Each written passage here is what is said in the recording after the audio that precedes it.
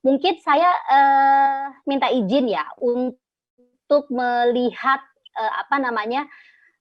persoalan revisi Undang-Undang Pemilu ini dari, sudut pandang, politik ya, terutama, akademisi gitu ya, sebagai akademisi.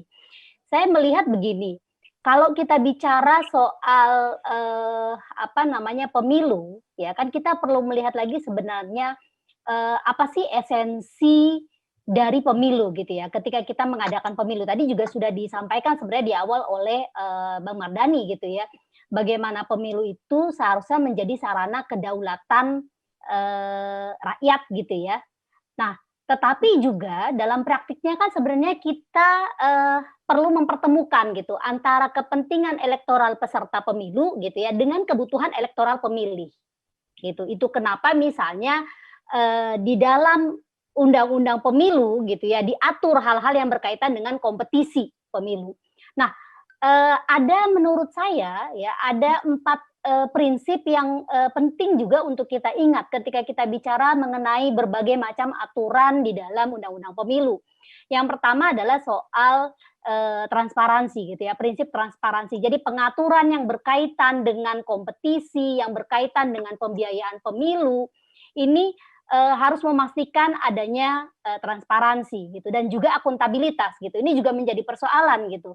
Karena kalau kita bicara soal, pembiayaan pemilu saja ya, kita menemukan ada banyak sekali persoalan terkait dengan transparansi dan akuntabilitas pembiayaan pemilu gitu dan ini PR-nya ada di peserta pemilu. Nah, hal yang lain yang juga sebenarnya menjadi krusial dan ini berkaitan misalnya dengan isu parliamentary threshold, presidensial threshold adalah prinsip kesetaraan dan juga inklusif di dalam pemilu gitu ya. Pemilu kita seharusnya, memberikan gitu arena permainan yang setara buat para peserta pemilu, gitu. Nah, tapi kondisi pemilu hari ini gitu ya, arena permainan yang setara itu tidak tercipta gitu, karena itu tadi tarik-menarik kepentingan di parlemen misalnya memperhadapkan partai-partai besar gitu ya dengan partai-partai kecil. Tentu saja misalnya kalau kita bicara partai besar gitu, mereka punya keinginan untuk menaikkan ambang batas gitu ya, baik itu ambang batas, parlemen maupun juga ambang batas, presiden. Berbeda posisinya dengan, partai-partai kecil gitu. Bahkan kalau kita lihat lagi antara politisi perempuan dan politisi laki-laki, kita juga punya persoalan pada, arena permainan yang tidak setara antara politisi laki-laki dan perempuan gitu. Jadi prinsip kesetaraan dan prinsip pemilu yang inklusif juga masih punya catatan gitu ya di, praktik, pemilu kita gitu. Nah pertanyaannya kemudian kalau kita bicara soal revisi ya, terlepas apakah revisi undang-undang pemilu itu akan jadi atau tidak gitu ya. Apakah sebenarnya undang-undang pemilu kita gitu ya, sudah cukup menjawab kebutuhan esensi pemilu itu tadi? Ya, bagaimana pemilu bisa menjadi sarana kedaulatan, rakyat dan memenuhi prinsip transparansi, akuntabilitas, kesetaraan gitu ya, dan juga inklusif gitu. Nah, saya melihat hari ini misalnya kalau kita, mencermati polemik seputar revisi, ya perdebatan soal keserentakan pemilu, perdebatan mengenai, ambang batas, presidensial threshold maupun juga parliamentary threshold gitu ya dan lain sebagainya. Ini memperlihatkan adanya gap antara kepentingan politisi dan kebutuhan rakyat gitu. Nah, akhirnya apa? Isu-isu krusial yang jadi perdebatan partai di parlemen saat ini gitu ya, saya melihat tidak inline dengan kritik dan juga masukan publik terkait usulan revisi undang-undang pemilu. Padahal kan kalau kita ngomongin revisi kan harusnya tujuannya menyempurnakan gitu ya, menyempurnakan, memperbaiki ya persoalan-persoalan yang, ditemukan sebelumnya yang tadi sudah dipaparkan, Mbak Titi gitu ya, dan sekaligus memperkuat sistem pemilu. Nah tetapi, kita selalu menghadapi problem klasik gitu ya dari pembahasan undang-undang pemilu ke undang-undang pemilu berikutnya, itu ada kesan kita gonta-ganti sistem gitu ya. Nah ini yang menjadi persoalan gitu di dalam revisi. Nah, masalahnya juga para politisi ya di DPR ini kan punya power yang sangat besar gitu di dalam merumuskan dan menentukan undang-undang pemilu gitu. Nah, mereka juga menjadi pemain di dalam pemilu gitu. Nah, akhirnya apa? Pemain bikin aturan gitu.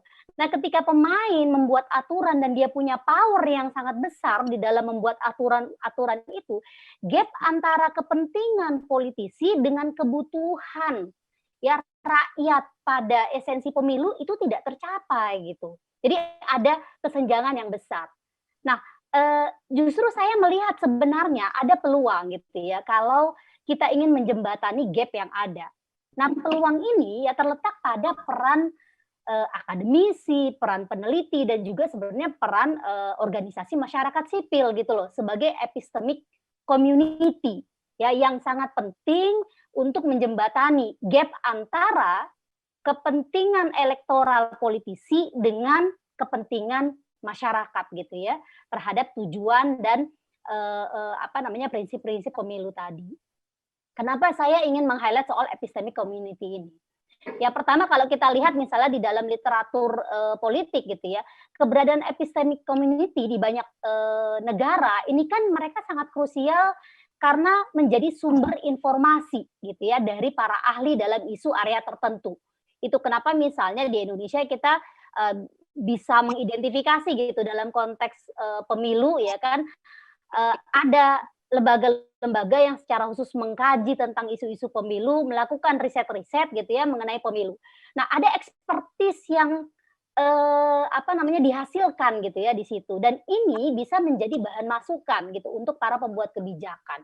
Informasi yang disampaikan juga memiliki fungsi kompleksitas gitu ya dan interkoneksi informasi. Jadi informasinya tuh nggak parsial gitu ya, tetapi melihat berdasarkan pada hasil pembacaan gitu ya, hasil riset, melihat keterkaitan antara satu isu dengan isu lain gitu. Jadi ada pemetaan yang cukup kompleks sebenarnya. Ya, dan ini bisa menjadi referensi dalam mencari solusi. Tadi misalnya dipaparkan bagaimana karakteristik apa namanya pemilu kita yang sangat kompleks gitu ya. Kemudian juga ada persoalan teknis, ada persoalan substansi dan lain sebagainya. Dan disinilah sebenarnya peran penting dari epistemic community ini ya untuk bisa pertama mencari solusi atas persoalan ya yang kedua juga memprediksi kemungkinan persoalan-persoalan yang muncul kemudian gitu. Nah, harapannya adalah pengetahuan ini bisa dan bahkan bukan hanya bisa gitu ya, tetapi harus memberikan solusi di dalam merespon persoalan-persoalan yang muncul gitu. Nah, idealnya kita bicara tentang epistemic community ini dia bisa menjadi sumber informasi penting dan dilibatkan di dalam proses pembuatan kebijakan gitu. Nah, ini kalau kita bicara dalam tataran ideal ya, Mas.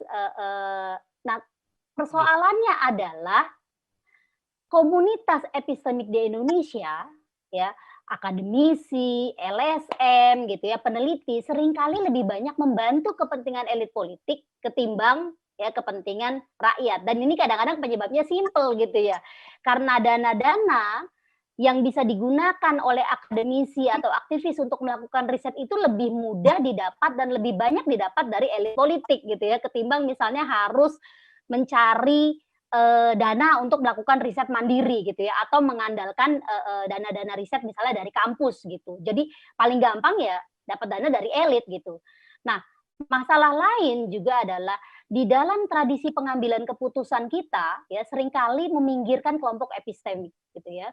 Jadi secara proses decision making yang ada di DPR, yang ada di parlemen ini minim partisipasi dan deliberasi publik gitu, tidak banyak melibatkan apa namanya komunitas epistemik, tidak banyak melibatkan para pakar, ahli, akademisi, LSM gitu ya, dan secara substansi jauh dari kebutuhan dan kepentingan publik gitu. Akhirnya apa? Perdebatannya yaitu tadi sesuai dengan kepentingan masing-masing partai gitu.